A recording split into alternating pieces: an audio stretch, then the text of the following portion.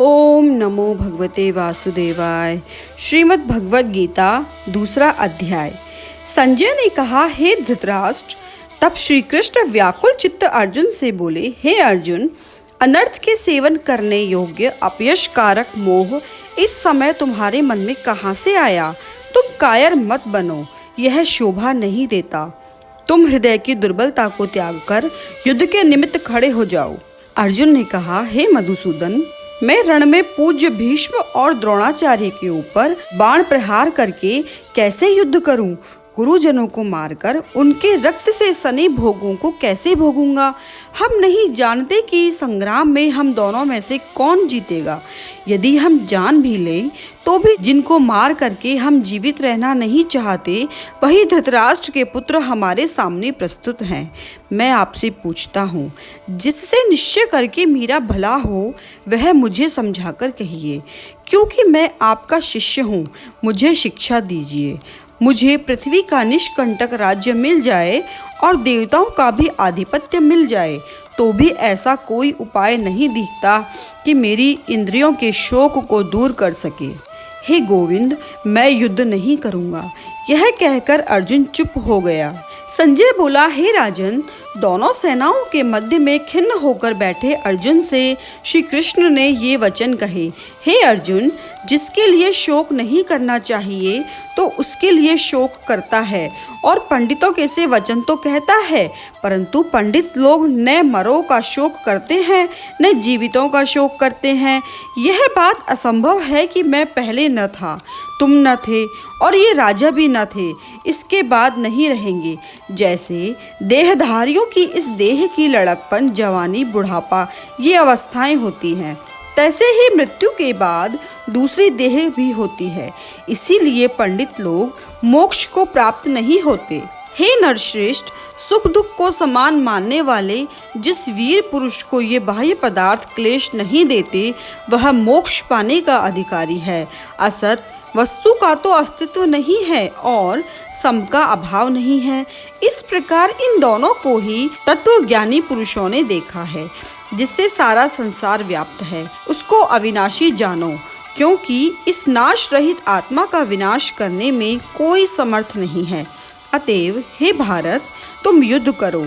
जो पुरुष इस आत्मा को मारने वाला तथा जो मरने वाले मानते हैं, वे दोनों ही ज्ञानी नहीं हैं, क्योंकि यह आत्मा न मरती है न मारती है। आत्मा न कभी जन्मती है और न कभी मृत्यु को प्राप्त होती है। नष्ट होने पर भी वह नाश को प्राप्त नहीं होती। जो पुरुष इस आत्मा को नित्य अविनाशी, निर्विकार और अजन्मा मानते हैं, वह किसको घात करावेगा और किसको मारेगा? जिस प्रकार मनुष्य अपने पुराने वस्त्रों को फेंक कर नए वस्त्र धारण करता है, उसी प्रकार आत्मा पुरानी देह छोड़कर नई देह को धारण करती है। आत्मा को शस्त्र नहीं काट सकते हैं, अग्नि नहीं जला सकती है, जल भिगो नहीं सकता है। यह अविनाशी, सर्वव्यापी, स्थिर, अचल और सनातन है। यह इंद्रियों से जानी नहीं जा सकती, यह कल्पना से भी परे है।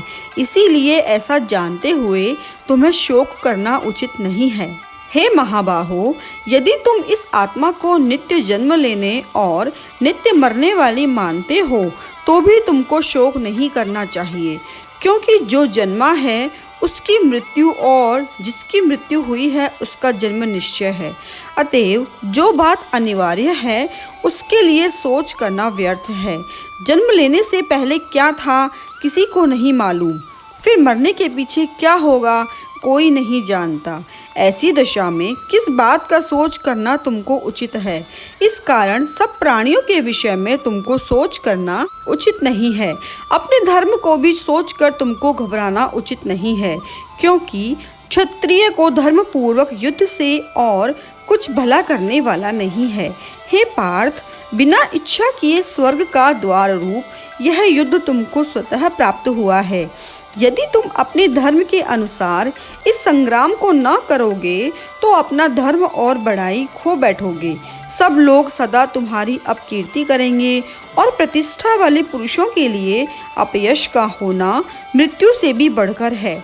ये महारथी समझेंगे कि अर्जुन डरकर संग्राम से हट गया और अब तक जो लोग तुम्हारा मान करते थे वे अपयश करने लगेंगे। शत्रु लोग तुम्हारे पराक्रम की निंदा करते हुए अनेक प्रकार के दुर्वचन कहें, इससे बढ़कर दुख तुमको और क्या होगा। यदि तुम युद्ध में नष्ट हो गए तो स्वर्ग का सुख भोगोगे और जीतने पर पृथ्वी तल पर राज्य करोगे। इसीलिए युद्ध के निमित्त दृढ़ प्रतिज्ञ होकर खड़े हो जाओ। सुख दुख, लाभ हानि, जय पराजय, इनको समान समझकर लड़ने के लिए तैयार हो जाओ। ऐसा करने से तुम पाप को प्राप्त नहीं होगे। हे पार्थ, यह ज्ञानोपदेश ज्ञान योग के विषय में तुमसे कहा गया। अब निष्काम कर्मयोग के विषय में सुनो। जिस ज्ञान को पाकर कर्म बंधन से तेरी मुक्ति होगी। कर्मयोग मार्ग एक बार प्रारंभ किए बिना कर्म का नाश नहीं होता और विघ्न पड़ने पर भी शुभ फल होता है। और इस कर्म का केवल प्रारंभ ही संसार के भय से छुड़ाकर पूर्ण ब्रह्म प्राप्त कराता है। निश्चय करने वाली बुद्धि इस निष्काम कर्म में एक ही है और कामना वाले पुरुष की बुद्धि एकाग्र नहीं रहती, उनकी शाखा प्रशाखाएं होती हैं। ऐसी दशा में मनुष्य संदेह में रह जाता है। हे अर्जुन, अज्ञानी उस पुष्पिता वाणी को ही स्वर्ग सुख से बढ़कर कुछ नहीं समझते। स्वर्ग सुख को ही जो उत्तम पुरुषार्थ समझते हैं, उनका कामनाओं से चित्त व्याकुल होने के कारण निश्चयात्मक बुद्धि से मोक्ष साधन को नहीं उत्पन्न होती, कारण कि उनका चित्त भोग आदि में सदैव निमग्न रहता है। जिन मनुष्यों का चित्त इस प्रकार मोह लिप्त है और जिनकी आसक्ति भोग विलास और ऐश्वर्य में है, ऐसे पुरुषों के अंतःकरण में निश्चयात्मक बुद्धि नहीं होती है। हे अर्जुन, वेद त्रिगुणात्मक हैं, तुम निष्काम हो जाओ। सुख दुख को समान जानकर नित्य योग क्षेम आदि स्वार्थों में न पड़कर धीरजवान और आत्मनिष्ठ हो। जैसे छोटे छोटे अनेक जलाशयों में मनुष्य का कार्य सिद्ध नहीं होता है, बड़े जलाशयों से वे सब प्रयोजन अनायास ही सिद्ध हो जाते हैं, उसी तरह संपूर्ण वेदों में कहा हुआ काम कर्मों का फल है। ब्रह्म में भक्ति रखने वाले मनुष्य को सहज में ही प्राप्त होता है। तुमको केवल कर्म करना चाहिए, फल तुम्हारे अधिकार में नहीं है। तुम न तो फल की अभिलाषा से काम करो, न ही निकम्मे रहो। फल की आशा त्याग कर कार्य की सफलता को समान मानकर तुम योगस्थ होकर कर्म करो। यही कर्म योग ज्ञान है। इस बुद्धि योग सहित कर्म से अन्य कर्म अत्यंत हीन है। इसीलिए तुम बुद्धि योग का आश्रय ग्रहण करो। फल की इच्छा रखने वाले निकृष्ट होते हैं। निष्काम करने वाला पुरुष ईश्वर कृपा से इसी संसार में सुकृत और दुष्कृत दोनों ही प्रकार का त्याग कर देता है। इसीलिए तुम निष्काम कर्म में प्रवृत्त हो जाओ। कर्मफल को त्याग कर ही बुद्धि युक्त ज्ञानी पुरुष जन्म बंधन से हटकर मोक्ष को प्राप्त होते हैं। जब तुम्हारी बुद्धि मोहवन के बाहर निकल जाएगी, तब तुम्हारा मन आगे सुनने वाली तथा हुई बातों से विरक्त हो जाएगा। अनेक श्रुति स्मृतियों के वचनों को सुनने से तुम्हारी बुद्धि भ्रमित हो गई है।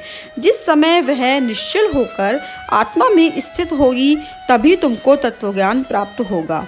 अर्जुन ने पूछा, हे केशव, आत्मस्वरूप में निश्चल बुद्धि वाला किसको कहा गया है?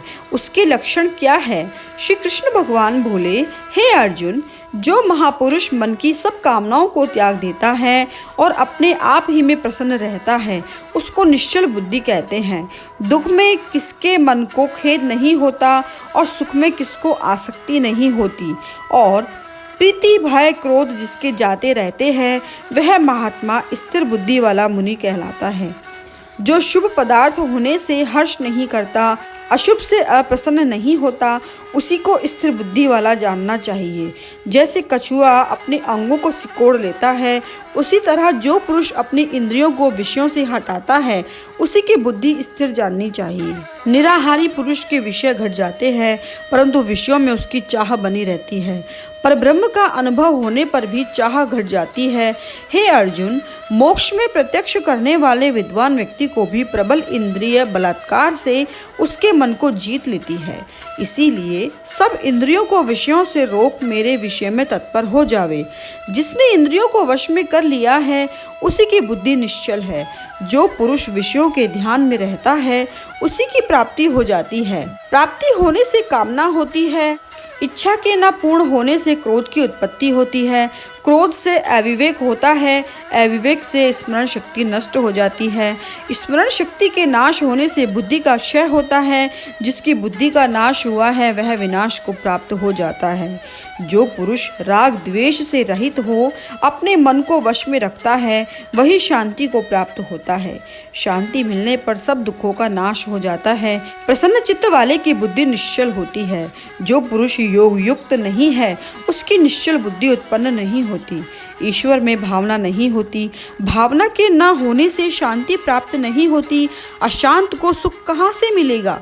जैसे वायु नाव को जल में खींचकर ले जाती है, उसी प्रकार इंद्रियां उस पुरुष की बुद्धि का नाश कर देती हैं, जिसका मन विषय सिद्धि से इंद्रियों के पीछे लग जाता है।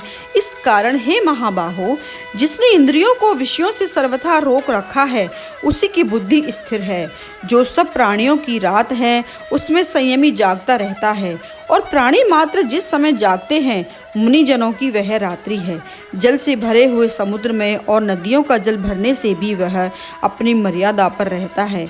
उसी प्रकार जिस पुरुष में इच्छा के न रहने पर भी सब विषय भोग प्रवेश करते हैं उसी को शांति मिलती है। विषयों की इच्छा करने वाले को शांति नहीं मिलती। जो सब कामनाओं को छोड़कर तथा इच्छा रहित विचरता है और ममता अहंकार जिसमें नहीं है वह शांति को प्राप्त होता है।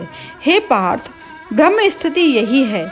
ऐसी स्थिति मिल जाने पर प्राणी फिर मोह में नहीं फंसता और अंत में निर्वाण ब्रह्म को प्राप्त होता है। श्री अर्जुन संवादे आत्म संयम योगो नाम द्वितीय अध्याय संपूर्ण। दूसरे अध्याय का महात्म्य। नारायण जी बोले, हे लक्ष्मी, दक्षिण देश में एक पूर्ण नाम का नगर था।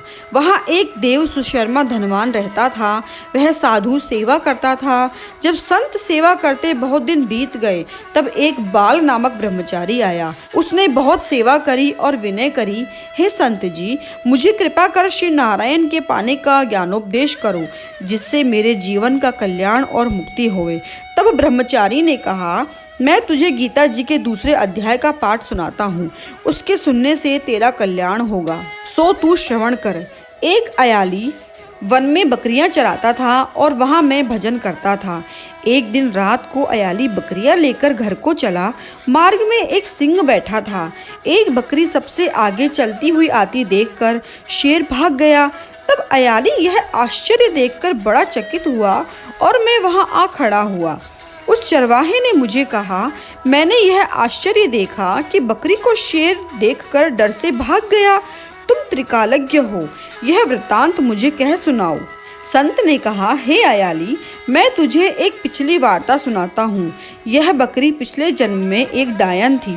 जब इसका पति मर गया तब यह बड़ी डायन हो गई। जिस सुंदर लड़के को देखे उसी को खा लेवे, और यह शेर पिछले जन्म में फंदक था।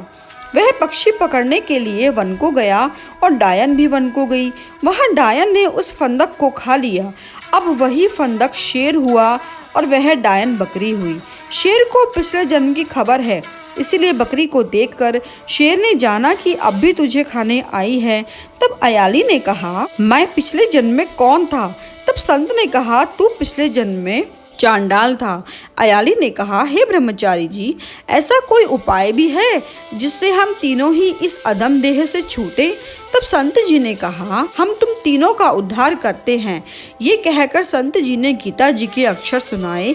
तब उसी समय आकाश से विमान आए। उन सबों को विमानों पर चढ़ाकर बैकुंठ लोक को ले गए। अदम देह से छूटकर देव देह पाकर बैकुंठ को चला। तब श्री नारायण जी ने कहा, हे लक्ष्मी, जो मनुष्य श्री गीता जी के ज्ञान को पढ़े सुने वह अवश्य मुक्ति को प्राप्त होता है।